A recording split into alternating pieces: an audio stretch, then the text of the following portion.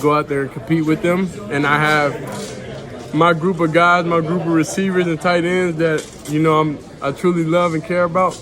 It's exciting. The Cleveland Browns pulled off a surprising victory over the Green Bay Packers, a win few saw coming. But while the scoreboard told one story, the real shock came from the sidelines. Rookie quarterback Shedeur Sanders didn't play a single snap, yet somehow he became one of the most talked about figures of the game. Despite being listed as the emergency quarterback, Sanders' presence, confidence, and growing reputation had fans and analysts alike taking notice. Why did a third-string quarterback who didn't play generate so much attention? The story behind his rise and what it means for Cleveland's future goes deeper than the final score. Down 10-0 late in the game, the Browns looked dead in the water. The offense, led by 40-year-old Joe Flacco, had struggled all day, and the crowd at Lambeau Field was already halfway into celebration mode. But then came the comeback, a series of unlikely chaotic plays that flipped the game on its head. A long drive led to a critical field goal. Then, a late interception deep in Packers territory opened the door for rookie RB Quinshon Judkins to punch in a game-tying touchdown. As Green Bay scrambled to reclaim the lead, their field goal attempt was blocked. Moments later, Browns kicker Andre Schmidt nailed a 55-yard bomb to win it all. It was Cleveland's first win of the season. But even more stunning than the victory was what followed, the sudden buzz surrounding a quarterback who didn't even step onto the field. Before diving into his current situation, it's important to understand who Shedeur Sanders is and why his presence on any NFL sideline draws attention. As the son of Hall of Famer Deion Sanders, Shedeur grew up around football royalty, but he hasn't coasted on his last name. At Jackson State and later at Colorado, he proved himself as a dynamic, poised quarterback who could read defenses, extend plays, and thrive under pressure. Coming into the NFL draft, some analysts projected him as a top 10 pick. Yet despite his skill set, media buzz, and college success, Shedeur slid to the 5th round, a fall that left many fans and insiders scratching their heads. His decision to reportedly avoid teams where he'd be locked behind entrenched starters may have contributed, and it's one reason why he's starting his NFL career as Cleveland's emergency QB. As of now, Shedeur has not played in a regular season NFL game. He's been designated as the Browns' number 3 quarterback, meaning he can only take the field if both QBs ahead of him are injured. That's why, even during Cleveland's upset over the Packers, Shedeur remained on the sideline waiting, watching, preparing. Officially, Shedeur Sanders was designated as the Browns' emergency quarterback. It's a roster spot that doesn't allow a player to take the field unless both the starter and backup go down with injuries. So no, Shedeur didn't play a single down. But he was suited up, he was present, and that mattered more than most people realized. Despite technically being inactive, Shedeur's appearance on the sideline in uniform spoke volumes. Browns fans and NFL commentators alike took note. He was locked in, visible, and clearly soaking in every moment. And for a 5th-round pick who entered the league with top 10 expectations, that visibility meant something. Joe Flacco, the seasoned vet, may have led the Browns to the win, but his stats over 3 weeks are far from impressive. With just 631 passing yards, 2 touchdowns, and 4 interceptions, his grip on the starting job is already under scrutiny. Behind him sits Dillon Gabriel, another rookie who's shown flashes but hasn't earned the full confidence of the coaching staff. Then there's Shedeur, sitting in the 3rd-string slot, yet commanding the most intrigue. While head coach Kevin Stefanski publicly stated he plans to stick with Flacco for now, the fan base is growing restless. Flacco is averaging just over 14 points per game, and the offense often looks stagnant. Every week that passes, the calls for Shedeur to get his shot grow louder. What's Shedeur doing in the meantime? Dominating the scout team. In his own words, Shedeur told Cleveland.com's Mary Kay Cabot that he's embracing the role, learning fast, and treating every rep like it's a game. "I'm ready for my opportunity whenever that happens," he said. "But in this time that I'm not out there physically playing, I would say I'm growing everywhere." He even emphasized that he gets 6 so-called games a week as the Browns scout team QB, 6 full practices where he's imitating opposing quarterbacks, challenging the defense, and gaining invaluable reps. Teammates have reportedly been impressed with his accuracy, command of the huddle, and ability to adapt quickly to NFL defensive schemes. Defensive players have even said in interviews that going up against Shedeur in practice feels like the real thing. That kind of praise is rare for a rookie in his position. But it's not just the team or the fans watching. Shedeur's last name carries weight. He's the son of Hall of Famer Deion Sanders, and that legacy brings both pressure and attention. Every move Shedeur makes is under a microscope, but that hasn't rattled him. Quoting his father, Shedeur said, "If you're up there doing something every day, you better be getting better at it."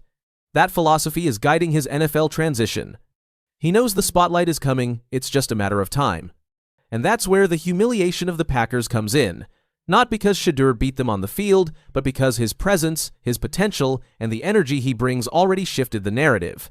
While Green Bay was supposed to coast to a win, they left the field in chaos.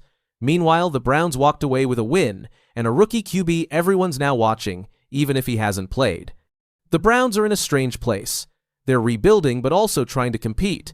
They have a veteran QB but no long-term answer, and their fans are desperate for a franchise leader.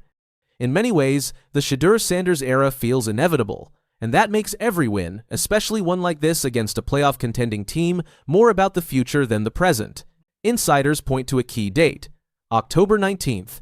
That's when the Browns face the Miami Dolphins, the first relatively favorable matchup on their schedule. If Dillon Gabriel gets the nod to start and struggles, that could open the door for Shedeur to move into the backup role. From there, all it takes is one opportunity, one injury, one blowout, one drive gone wrong. And just like that, Shedeur could be under center, not as a scout team star, but as the face of Cleveland football. That's not normal for a third-string QB. But Shedeur Sanders isn't normal. He's a brand, a storyline, a future starter in the making. Even the national media is catching on. Sports talk shows debated whether the Browns should accelerate his development. Pundits speculated that the only reason Sanders isn't starting is timing, not talent. When the narrative starts moving that quickly, teams take notice. Still, with hype comes pressure. When Shedeur finally steps onto the field, expectations will be sky high.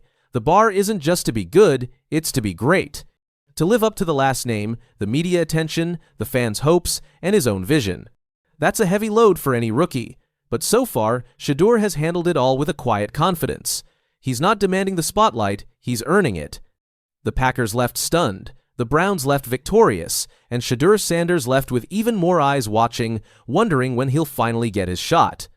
Because if he can cause this much noise without stepping on the field, imagine what happens when he does.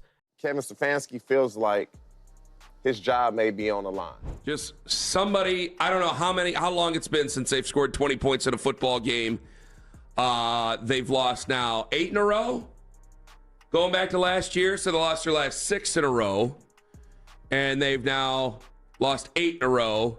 And they looked uncompetitive in the second half. Anthony, I'm like, I could absolutely see a total house cleaning. And it could happen before the end of the year. Kevin Stefanski's job as head coach might be in big trouble. The Cleveland Browns are losing games, not scoring enough points, and people are starting to wonder if the team still believes in its leaders. Now, there are rumors that the Browns might fire Stefanski before the season ends. But there's something even more interesting. Some people think the team wants to protect their young quarterback, Shedeur Sanders, and that might be why they're planning to make a big change soon. The Browns' slide started late last season, 6 straight losses to close 2024, and has carried into 2025 with 2 more defeats. That's 8 in a row, and the malaise isn't just in the loss column. In those games, Cleveland has routinely failed to reach 20 points, often looking outmatched by halftime. The second half has become a recurring nightmare. Fatigue, lack of adjustments, no execution. Inside, sources suggest ownership and the front office are watching every snap. People like Ken Carman and Anthony Lima publicly warn of a total house cleaning.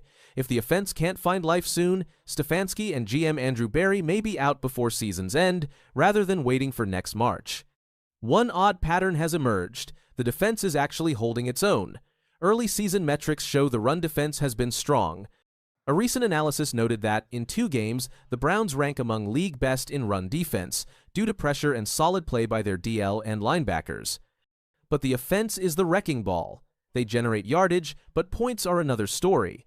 Conversion rates are terrible, especially in the red zone. Quarterback play has been inconsistent. Chemistry with wide receivers like Jerry Jeudy and Cedric Tillman is non-existent. And one glaring stat: in spite of offensive possessions, they keep coming up empty. Game flow feels like the defensive unit shows up to battle, while the offense waits for something, anything, to happen. Joe Flacco remains the starter, despite awful numbers in recent losses. In a blowout loss to Baltimore, Flacco threw for under 200 yards with interceptions and a fumble, while rookie Dillon Gabriel only got spot duty late. Shedeur Sanders has quietly dropped further down the depth chart and remains third string. Flacco's continued struggles are drawing calls for change, but Stefanski insists it's not only on the QBs. The scheme and execution are team issues. Sanders in particular has been a focal point.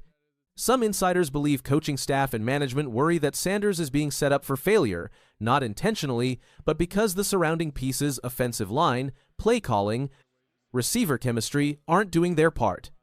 A recent preseason game exposed the weak protection he was getting.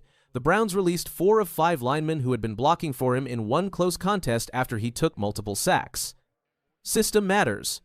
Critics argue that Stefanski's offensive game plan is no longer working. The playbook lacks diversity. You see a lot of predictability. When opponents key in, the adjustments are minimal.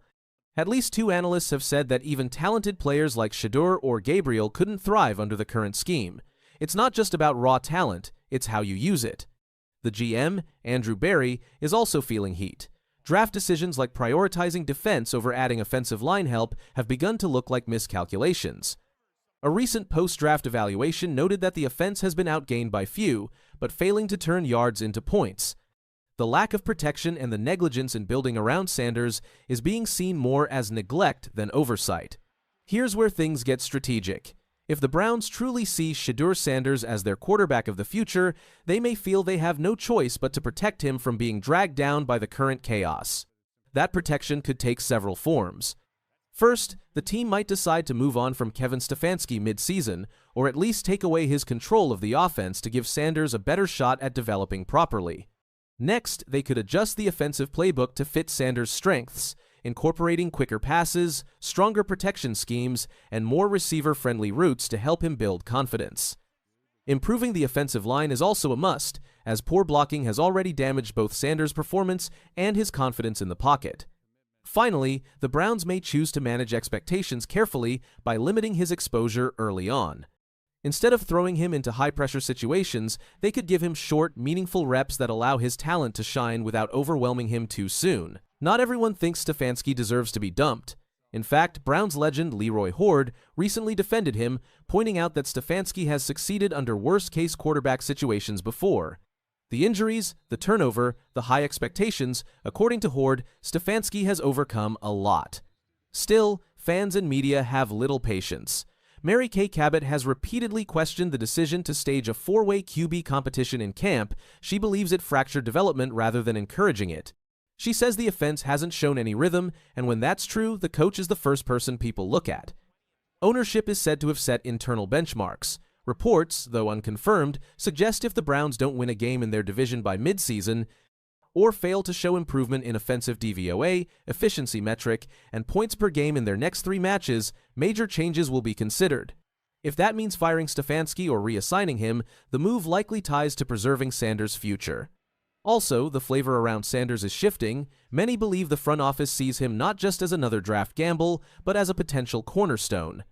If that's true, letting him sit in a broken system could wipe out long-term gains, both on-field and in fan support. Every game now matters more than ever. Green Bay looms next, a critical test. If they come out flat, it won't just be another defeat. It could be the match that forces the board to act. Some insiders believe Stefanski is already on a probationary period, that his margin for error has all but evaporated. Shedeur's role will be one to watch. Even if he doesn't start, how he's used will send signals, limited bursts, full drives. Will the Browns protect him by limiting exposure or throw him into the fire prematurely? Either route will define his career trajectory. The Cleveland Browns now stand at a junction. Do they stay the course with Stefanski and hope for incremental improvement, or do they blaze a trail toward long-term vision by protecting what might be their most important asset? Shedeur Sanders? One thing is certain, ownership won't be patient. The weight of consecutive losses, empty drives, and squandered talent builds up fast. If the record doesn't reflect better effort, expect moves, and sooner rather than later. For Sanders, this could be his chance, or his undoing. And for Cleveland fans, the next few weeks will likely show whether this season becomes the launching pad of a future or the end of a coach's tenure. Tyreek Hill wants back with Patrick Mahomes, but why now? What happened in Miami that has him ready to walk away from everything? It started with a tough loss. The Miami Dolphins, expected to be one of the top teams, were crushed 3-3-8 by the Indianapolis Colts in the first game of the 2025 season. Things fell apart early. Tua Tagovailoa threw 2 interceptions. The offense looked off, and on the sideline, Tyreek Hill looked upset. He paced back and forth, holding his helmet, staring off into space. For fans watching, it seemed like more than just frustration over one bad game. This wasn't the first time Hill seemed unhappy.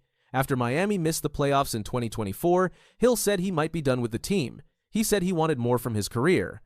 The general manager said Hill never officially asked for a trade, but there was clearly tension between them. After the rough start to 2025, the rumors grew louder. Teams were calling Miami. The Kansas City Chiefs and Pittsburgh Steelers were both interested. For Kansas City, the idea of Hill returning sparked excitement and brought back memories. But was it possible? And more importantly, was it the right move for Hill, the Dolphins, or the Chiefs? To understand why this was such a big deal, we have to go back. Tyreek Hill made his name in Kansas City. He was one of the fastest players in the league and a deep threat every time he touched the ball. His connection with Patrick Mahomes became legendary. They made impossible plays look easy. Defenses feared them. In 2022, Hill left. Miami offered him more money, more targets, and a chance to be the top guy. It made sense on paper. Hill trusted his ability to shine anywhere. But leaving Kansas City meant leaving a system that worked perfectly for him and a quarterback who knew how to use him. That decision came at a cost. In Miami, Hill still played well. He had big games, lots of yards, and earned praise, but it didn't feel the same. Miami missed the playoffs in 2024. Hill started to sound less excited. His role felt more like a job than fun. People began to wonder if he missed the chemistry he had with Mahomes. The 2025 season began with a terrible loss. Hill's frustration on the sideline made headlines. He had been upset before, but this felt different. Reports said trade talks were happening. The Chiefs were interested. Miami said publicly there were no official trade requests, but behind the scenes it felt very real. Why would Kansas City want Hill back? Because they needed him. They had just lost a close game in Brazil against the Chargers. Xavier Worthy, their new rookie star, got hurt. Travis Kelce was still good, but age was catching up. The offense wasn't clicking. Mahomes needed a spark. Hill could be that spark. But bringing him back wouldn't be easy. His contract is huge. The Chiefs would need to move money around or cut players to afford him. That's risky. There's also the question of how he would fit in. Hill left for money. Would teammates accept him again? Would Kelce be okay sharing the spotlight? Would Hill be okay not being the only star? The locker room would need to be on the same page. And there's something deeper, too. Some players never fully recover their image after jumping teams for money. A return to the same place you left, especially after things didn't work out elsewhere, can look like a retreat, like giving up. Hill would have to show not just that he still has the talent, but that he's returning for the right reasons. Fans remember everything. For Hill, coming back would mean more than just football. He already has the money and stats. Now he wants a legacy. He wants another Super Bowl. He wants to be remembered as one of the greats. And deep down, he knows Kansas City might be the best place to do that. From Miami's side, it's a tough choice. Do they keep Hill and hope the team gets better, or do they trade him now while his value is high? If they keep him and keep losing, things could get worse. The locker room could fall apart. Some Dolphins players have already started whispering doubts. Is Hill really committed? Is he still all in? And if your top player is already looking for a way out, what message does that send to the rest of the team? These aren't small questions. They're questions that divide locker rooms, create distractions, and break team chemistry. The coach and general manager have said Hill is still part of their plan, but sometimes what's said publicly doesn't match what's really happening. If the team keeps losing, the pressure to trade Hill will grow. Then there's Mahomes. He's been careful with his words. He called Hill his brother and said they had a special connection, but he also said he's focused on the current team. That's what leaders do. Still, you could see in his smile that the bond with Hill never really left. And make no mistake, Mahomes has a voice in that building. If he wants Hill back, people will listen. Quietly, respectfully, but they'll listen. And if the offense keeps struggling, if the explosive plays dry up, and if the rookie receivers don't step up fast enough, those whispers will only grow louder. Hill could help the Chiefs' offense. He would stretch the field, open up plays, and make life easier for Mahomes and Kelce, but it would also mean adjusting again. Everyone would have to buy in. Kelce, who's carried the passing game for years, might have to share more of the spotlight. The young receivers might lose snaps. And Andy Reid would need to retool the playbook again, blending old plays with new weapons. It's doable, but it's a lot. For Dolphins fans, this feels like a slap in the face. They stood by Hill, cheered for him, and now it looks like he wants to leave when things get tough.